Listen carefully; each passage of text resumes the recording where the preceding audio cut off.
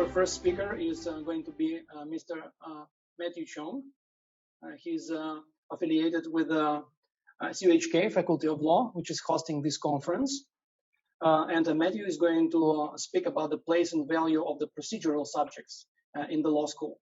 So I would ask the moderators to help Matthew to set his presentation going. Thank you. I wonder if I could set up my share screen, please. I seem to be, I think I should be okay now. I should have 9 slides up. If anyone cannot see my slides, please say so. Okay. Yeah, all 9, that's right.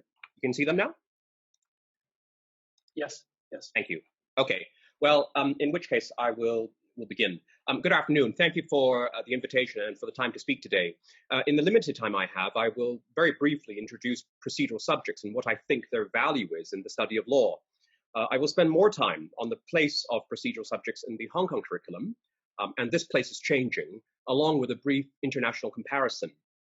I will then spend the remainder of my time allocated to me on a few of the arguments for and against having the procedural subjects at both compulsory, at both degree level and vocational level, versus having them compulsory at vocational, professional level only. I will give my own tentative views as someone, for what it's worth, who has practiced and taught in 3 jurisdictions now, I will argue that the better approach is to keep them compulsory at all levels.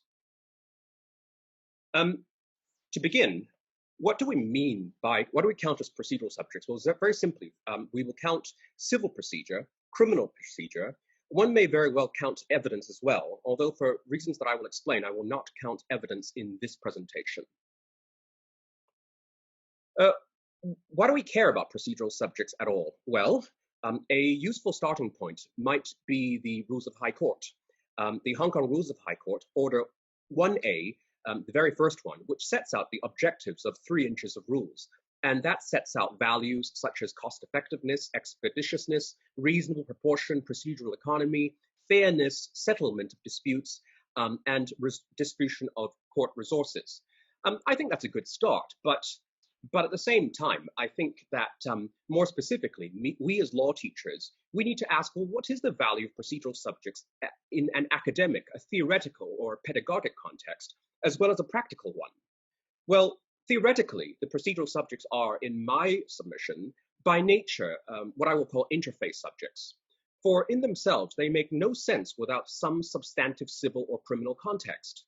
So I say that by their very nature, their very character, procedural subjects contribute to unboxing or decompartmentalizing law school subjects.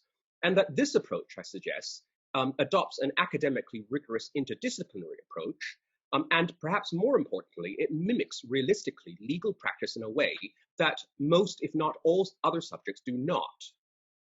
A second point is simply one about academic rigor.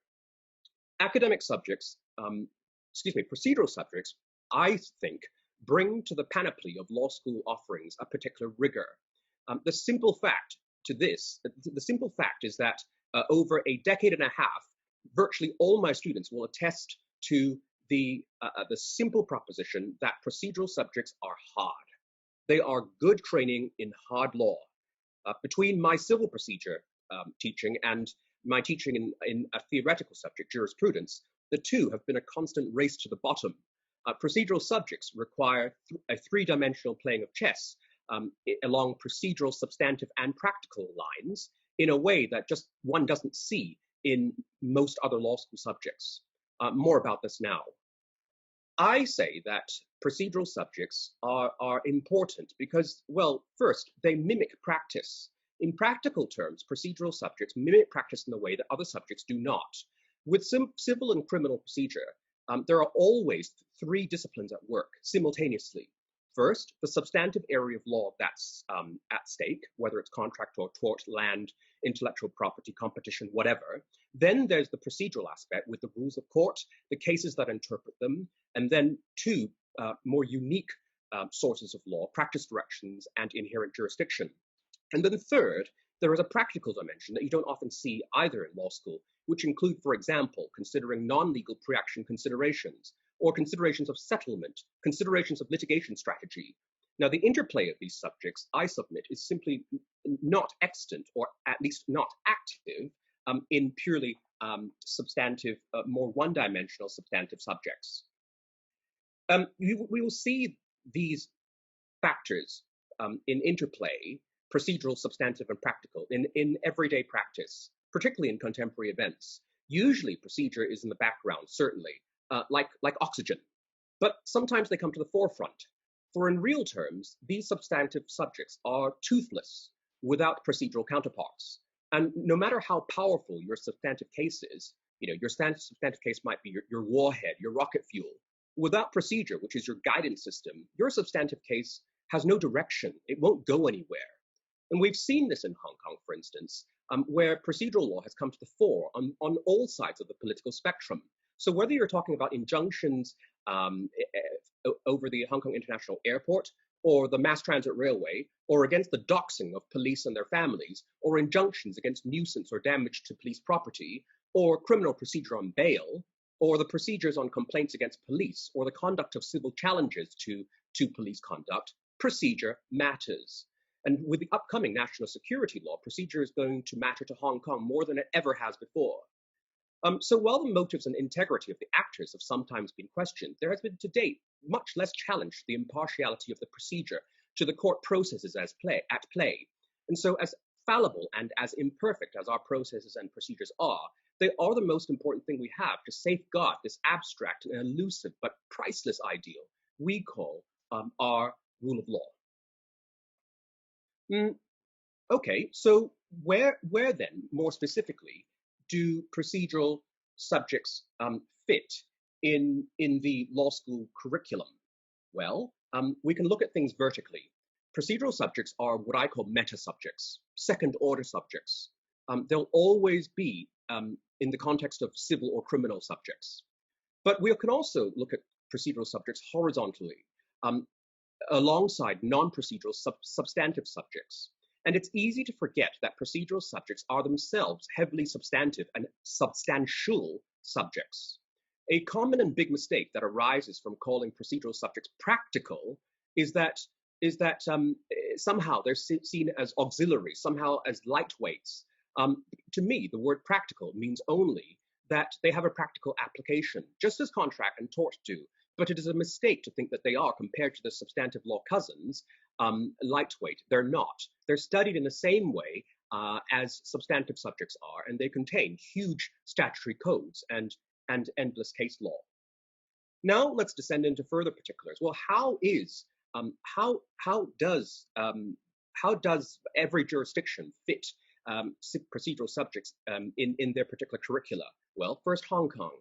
Till now, Hong Kong has required procedural subjects in a compulsory way at both degree level and at vocational or postgraduate certificate in laws level.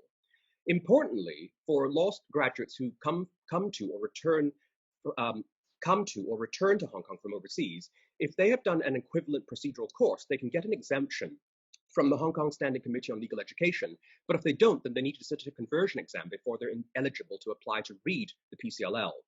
Now, in Hong Kong, thus, at degree level, the focus is more on substance than on skills. So, for example, you learn at degree level the rules of drafting on pleading facts, pleading material facts, and so on, but you don't practice drafting. It is at PCLL level that you actually practice the skill of drafting, along with other skills such as advocacy. Recent changes have now been completed, and from next year, there will no longer be a compulsory procedural requirement, criminal or civil, at degree level. They will only need to study compulsory procedural subjects at PCLL or vocational level. And that's a big change for us. How does that change compare with the way that other countries do it? Well, an excellent research student who has done some very good work for me has tried to make the most of published material on top law schools' curricula globally, well, at least in key jurisdictions, Canada and Scotland. Whilst the data is not clear, the general trends are, and these trends are along two dimensions. The first is whether systems require civil and criminal procedure at degree level, and secondly, whether they require just one or both. Now, if you look at this simple table, interestingly, in the USA, in top 10 law schools, civil procedure is compulsory, and none of them are elective, but a criminal procedure, it's generally a degree level elective, and only one is compulsory. So they distinguish between civil and criminal procedure. The UK is quite simple. Civil and criminal procedure are almost not offered as electives or compulsory at degree level. It's dealt with at vocational level in the legal practice course. Australia is interesting. They do not require, their institutions do not require compulsory civil and criminal procedure, but a set of reforms called the Priestley reforms by Judge Priestley mandate that if the legal profession is going to accept someone as eligible to practice, then they need to have covered a number of subjects, including civil and criminal procedure. So on the basis of these reforms, effectively, people have to study in civil and criminal procedure. And thus, the law schools, by default, set these as compulsory subjects. And so their system is closest to the one we used to have. New Zealand is very close to the UK. They mainly offer elective level coverage, but interestingly, civil more than criminal. And Singapore is very much the UK style, elective for both, and it's dealt with properly at vocational level in the Singapore bar examinations stage. So having seen how different jurisdictions do it, well, what might we make of what Hong Kong is doing, removing procedural subjects from degree level, at least compulsorily, and running it only compulsorily at vocational level? Certainly, it's in good company. For instance, if you look at England and Wales, New Zealand and Singapore, I do not have access to the discussions of the Hong Kong Standing Committee on Legal Education on why it has eliminated the compulsory requirement of procedural subjects at degree level. So I can only rely on informal discussions with people in my field, and I can consider here a few of the arguments that have come up from time to time on why Hong Kong has done this. Well, I'm not particularly convinced by these, I must tell you. First, some people say that the procedural law has diverged so much between the UK and Hong Kong that the overseas exemption process is no longer feasible. So if you used to have a UK civil procedure or criminal procedure qualification, then you would no longer need to do the conversion exam. Well, I'm not sure about that. I'm not sure whether Hong Kong has done studies on this. I'm not sure whether it's true at all, given that Hong Kong's civil procedure regime has moved much more closely towards the Wolf reforms in the UK. And then also, I don't know why it's done this, if this is the argument, because we also have candidates from other jurisdictions. And ultimately, I also don't know why it's done this, but not for other subjects in which regimes are very different. For example, company law now is very different in Hong Kong and in the UK, or evidence for that matter. Secondly, some people say that students who enter the PCLL having done the conversion exams, don't have the sufficient grounding in procedural subjects, or at least not one that is as proficient as those who did it at academic level. Again, I see no evidence of this, even though I acknowledge it could be a possibility. But I say that even if that argument is right, even if it can be met, it would be an odd solution to reduce the syllabus for all candidates, to level them all down, rather than to fix the situation in another way. A third argument runs contrary to the top two, and it's more of a student argument. It's that somehow they complain about overlap between degree level and degree level civil procedure and conversion examinations. But even assuming that there is overlap, and I know there is, I have 2 points to this, the responses. The first is that overlap is not only necessary, but because to practice pleading, you have to know the rules or refresh yourself on the rules of pleading. But that secondly, refreshment and practice are only good things. No one would complain about practice in any other endeavor or in discipline, whether you're talking about learning procedure or cross-stitching or karate. So there's a final point, which is an administrative point, really. Some people argue that, well, the consideration of exemptions is just too onerous. Well, if that's so, then I don't know why they're removing these two subjects and not other subjects. I don't know why they've chosen these. So I'm not convinced by these arguments. And finally, I think that there are very good arguments why we should or should have kept procedural subjects as compulsory at degree level. First, I have argued that procedural subjects are as substantive and as substantial as any non-procedural subject. And a distinctive feature of these subjects is that they have a skills element. But okay, can Can lawyers simply learn the skills element and not the academic side? Sure, but is it desirable? Well, that's another question. Secondly, I think that professional education actually starts at the academic stage and not only at PCLL level. Certainly, third year, fourth year LLB students do summer internships and pupilages, and JD students do them after their first year. So it's the advantage of doing procedural subjects, learning them early is only too significant. It helps them so much from the outset. And that is why we at CUHK will be marketing CUHK recommended elective subjects precisely because we understand how important they are and how having them at degree level will help our candidates to steal a march from their competitors. Finally, I argue that what convinces me is that having studied and practiced in several jurisdictions with different systems, I now see that having a general education in procedural subjects is a very good thing. It is, I say, even a necessary education that one must have before one can say one is a law graduate, even if not a lawyer. I now say that every law graduate should be able to tell a layman what is, for example, an injunction and how a court decides whether or not to give one, or how one applies for bail. I think it is lacking, even embarrassing for a law graduate not to have this knowledge. So ultimately, the views vary a lot. Generally speaking, older practitioners say, well, I learned it on the job even, and why not? Whilst those in the younger generation often say, well, how can we not have it at compulsory academic level? As I said, certainly it's possible to run procedural subjects only at vocational level, but I say that, well, it doesn't follow that it's not desirable to have them at degree level as well. And my thesis is simply this. Suppose the reasons for losing the procedural subjects at degree level are not that good. Suppose I'm right. And suppose also that there are reasons to keep them compulsory at degree level. What do we have to lose by keeping them? Thank you.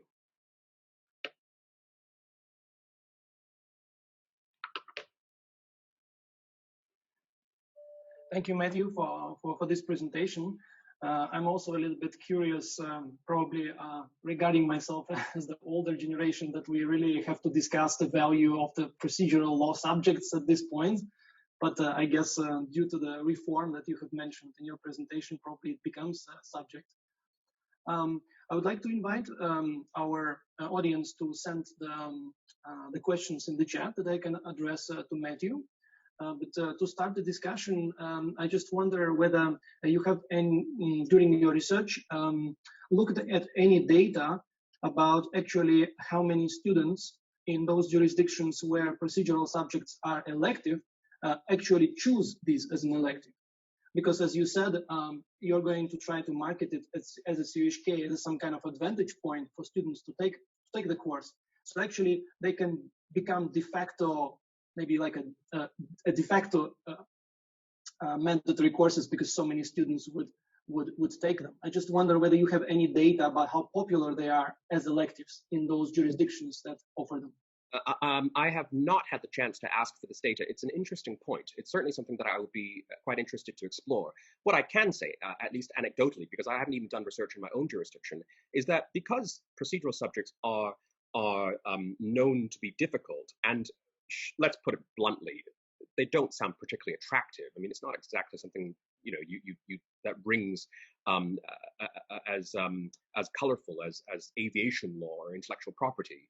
They're not particularly popular subjects. They're known as difficult, and without exposure, they don't appear ostensibly to be particularly interesting. So in a way, what I'm advocating is that I think sometimes we need to let people know they have to take bad medicine in the same way that you have to do contract and tort and so on. That's my argument.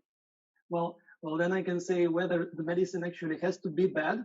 And Stephen has a question very related to that. Is it so tough because of the subject or actually because of the teachers? Oh, well, as we say in Chinese, a florist cannot praise the scent of his own flowers. So I'm not in a position to speak to that.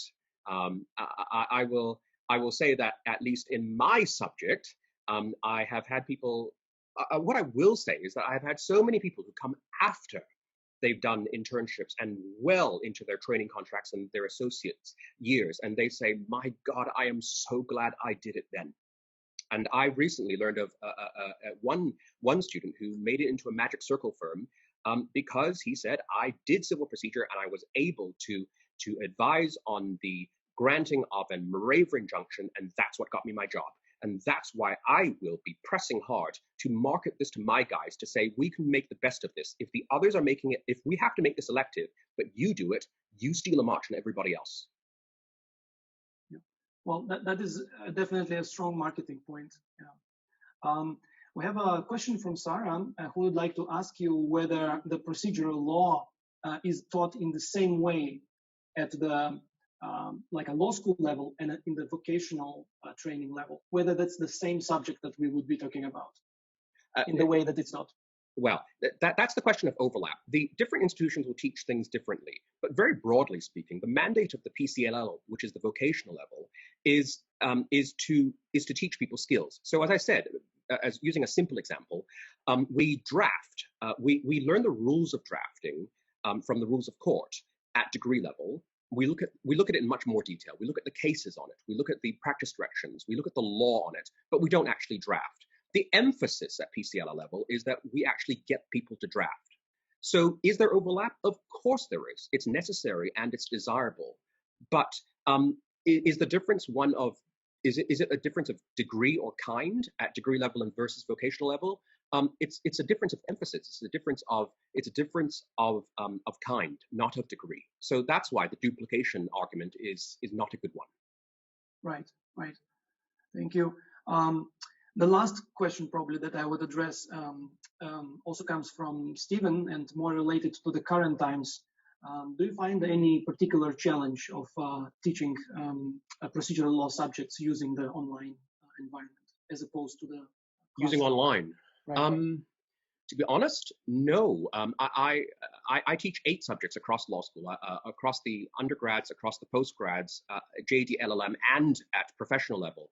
To be honest, the most challenging format of teaching has certainly been at vocational level in subjects that require presentations, so advocacy and interviews and so on. With black letter law, in fact, that's probably the most suited format, most suited version for Zoom, one that doesn't require performances. So actually, that's probably the better one. Thank you. Thank you, Matthew.